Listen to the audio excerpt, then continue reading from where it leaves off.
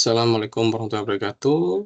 Perkenalkan, pada kesempatan kali ini saya Muhammad Rizilmi akan menyampaikan PowerPoint UTS Cyber Security Management dengan judul menghadapi ancaman cyber studi kasus kebocoran data Tokopedia.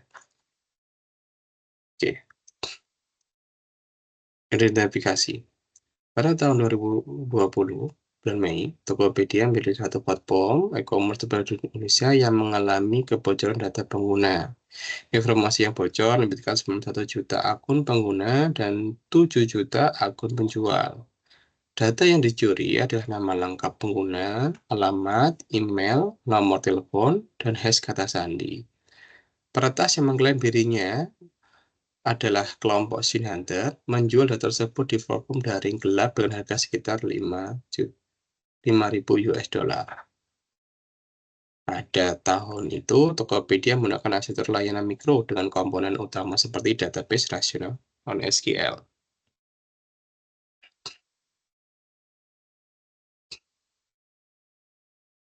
Lalu ada API, ini application program interface. Lalu ada layanan cloud atau cloud computing. Yang keempat adalah inklusi data transit. Dan kelima adalah sistem pemantauan aktivitas.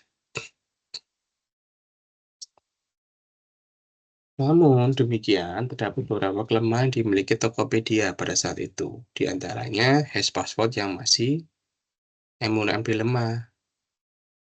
yang lemah. Lalu ada API yang rentan, enkripsi yang tidak optimal, dan kurangnya deteksi secara real time. Analisis berdasarkan manajemen risiko cyber. Ada beberapa hal yang timbul dari peristiwa pembajakan atau pencurian tersebut. Yang pertama adalah ancaman.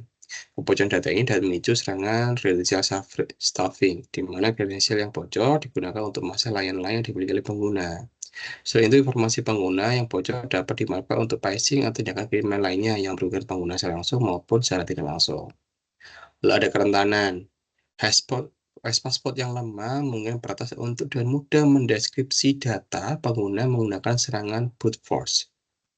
Kelemahan dalam penggunaan API dan kurangnya audit keamanan juga memperbesar risiko kebocoran. Dampaknya secara bisnis itu tentu sangat besar ya.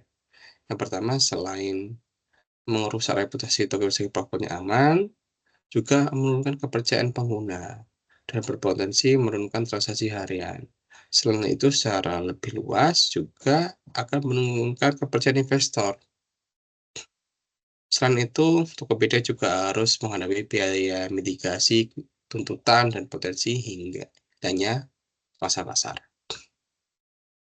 Lalu, strategi pengamanan manajemen keamanan cyber apa yang bisa kami tawarkan?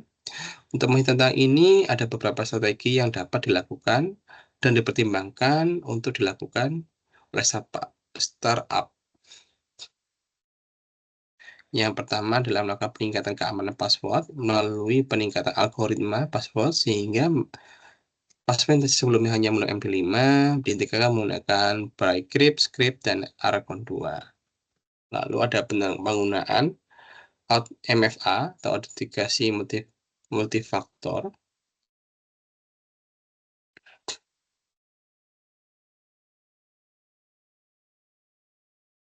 Lalu bisa dengan menggunakan pengamanan API. API yang dilengkapi dengan mekanisme autentikasi berbasis token, OAuth 2, dan pembatasan query rate limiting untuk mencegah eksploitasi massal. Lalu yang keempat adalah melakukan rencana respon insiden. Yang kelima, melakukan audit keamanan secara berkala. Dan yang terakhir adalah melakukan edukasi keamanan cyber. Tantangan dan implementasi. Tantangan terbesar dalam implementasi strategi keamanan cyber di Tokopedia adalah keterbatasan anggaran dan sumber daya manusianya. Startup seringkali membutuhkan pengembangan produk dibandingkan investasi pada keamanan. Selain itu, kompleksitas teknologi yang terus berkembang dapat mempersulit proses implementasi ini. Ada solusi bertahap yang bisa dilakukan adalah fokus pada perlindungan data yang paling kritis terlebih dahulu.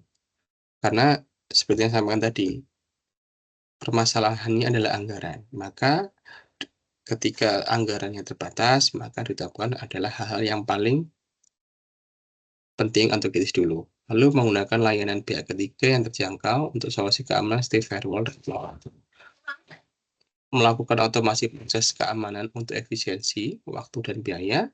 Dan terakhir adalah membangun budaya keamanan di perusahaan dengan pelatihan berkala dan komunikasi internal yang konsisten. Demikian mungkin itu yang bisa saya sampaikan tentang penyampaian PowerPoint saya, UTS Cyber Security Management. Terima kasih. Wassalamualaikum warahmatullahi wabarakatuh.